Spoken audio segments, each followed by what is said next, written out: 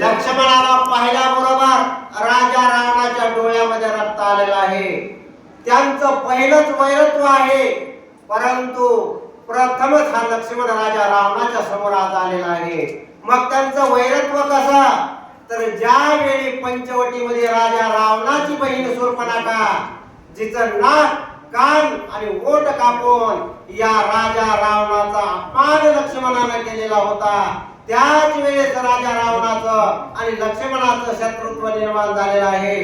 परंतु त्यावेळेस पासून आज असणारा लक्ष्मण राजा रावणाच्या समोर आलेला आहे. म्हणून राजा रावण अतिशय क्रोधायमान झालेला आहे. रागाने आणि तावाने बोलू लागलेला आहे की लक्ष्मणा, आज माझं भाग्य उदयाला आलं. ज्या क्षणाची मी वाट पाहत होतो, जो वैरी माझ्या बरोबर युद्ध करण्यासाठी हवा होता, तो आज लक्ष्मणाच्या रूपाने मला भेटलेला आहे. आणि लक्ष्मणा, ही अनेक दिवसापासूनची जी काही माझी इच्छा होती, ती इच्छा आज मी पूर्ण करून घेणार आहे. बरं झालं तू समोर आलास आणि मला युद्धाला चालना मिळालेली आहे. शूर्पणखीचे कान नाकायने छेदिले आपण, तिचे वया उत्तीर्ण घेईन प्राणवान एके. लक्ष्मणा, अरे तो आज माझ्या बहिणीचं नाक आणि कान कापलास.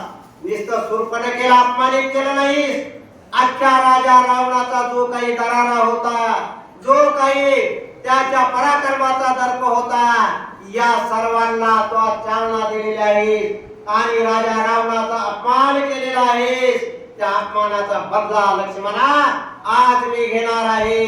जसं तू माझ्या बहिणीचं नाक आणि कान कापून माझा अपमान केलास, तसंच तोडीस तोड आज मी तुझ्या बरोबर युद्ध करणार.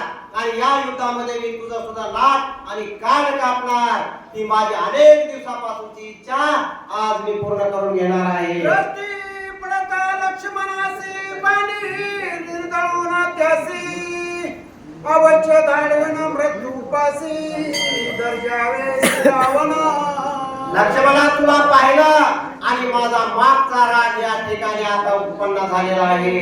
मी नुसतं तुझं नाक आणि कान कापणार नाही लक्ष्मणा, तुझा प्राण घेईन, तुझं रक्त सांडलेलं पाहिजे.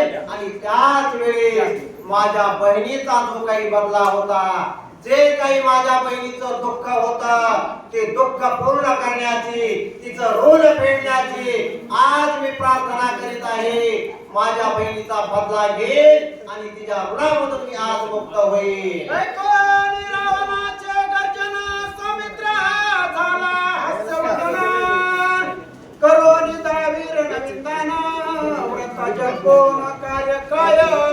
अशा प्रकारे रागाने तावाने राजा रावण काय बोलत होता, त्याच्या उत्तराला उत्तर देण्यासाठी लक्ष्मण सुद्धा त्याच आवेशाने आणि त्याच द्वेषाने बोलू लागलेला आहे. आणि या राजा रावणाच्या या द्वेषपूर्ण बोलण्याचं लक्ष्मणाला हसू आलेलं आहे. लक्ष्मण गदगदा हसून या राजा रावणाला अपमानित करू लागलेला आहे. हसल्यानंतर राजा रावण गार होणार आहे आणि पुन्हा लक्ष्मण पुन्हा त्याला अपशब्द बोलून त्याच्या बोलण्याचा बदला घेणार आहे. सौमित्र म्हणे दशानना तुझे वीर्य शौर्य प्रताप पूर्ण, सर्वही बजाये ज्ञान सावधान अवधारी. राजा रावण बोललेला होता की आज तू समोर आलास, बरा झाला. अनेक दिवसापासून मी तुझी वाट पाहत होतो. तू राजा रावणाला इथून मागं पाहिलंच नाही, राजा रावणाचा पराक्रम तू पाहिलाच नाही. या असं बोललेल्याला उत्तर लक्ष्मणाने एकाच शब्दामध्ये दिलेला आहे की रावणा, अरे तुझ्या बोलण्यावरूनच आणि तुझ्या युद्धावरूनच मला कळालेलं आहे की राजा किती पराक्रमी असल, रावण किती विद्वान असल, किती युद्ध कौशल्य असल आणि किती तरबेज असल, हे तुझ्या बोलण्यावरूनच माझ्या लक्षामध्ये येऊ लागलेलं आहे. सेवरी वाता हरकोदंड तुझे झाले काळे तोंड, तरी वाढविसी बळबंड अशी तू लंडनी संग. रावणाला लक्ष्मण बोलू लागलेला, हे राजा रावणा, जरी मला तू आजच पाहिलेला असलास तरी मी मात्र राजा रावणाला सीता स्वयंवराच्या वेळी शिवकोदंड उचलत असताना पाहिलेला आहे. राजा रावणाने शिवकोदंड उचलला आणि ते उचलून घेऊन अंगावरती पडला, हात पाय फोडू लागला, तोंडाला फेस आला. ते शिवकोदंड उचलण्यासाठी 500 पैलवान आणले. त्यावेळी कुठं राजा रावणाचा जीव वाचला. हा पराक्रम रावणा त्यावेळी सुद्धा मी पाहिलेला आहे. वा